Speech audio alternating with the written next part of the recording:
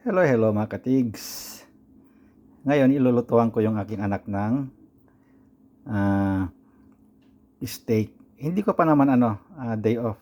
Kasi sakala ako magluluto ng steak kung day off ko. Kaya lang, sabi niya, gusto niya raw ngayon.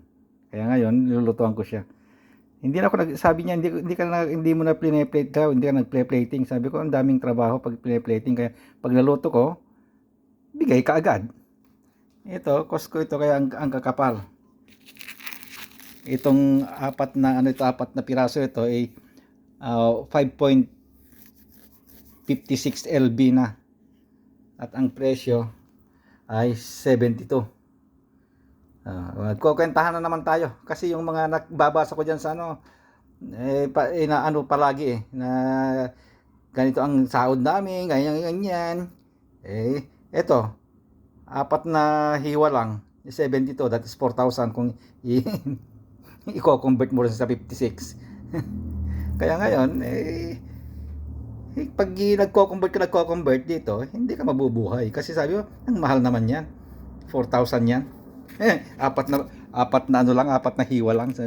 Kaya lang, yun nga sabi ko, sabi nung Facebook, minsan lang tayong dumaan sa ibabaw itong mundo.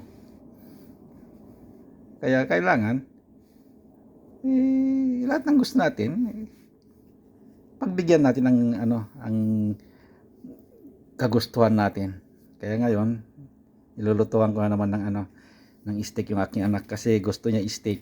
Sabi ko, ang dami pagkain pa diyan na iba, sabi ko, ito raw ang gusto niya. Kaya ngayon, ilulutuan natin. Hindi problema yan. Kasi hindi naman ako mag-plating. Basta naluto ko na, binigay ko ng kanin, that's it.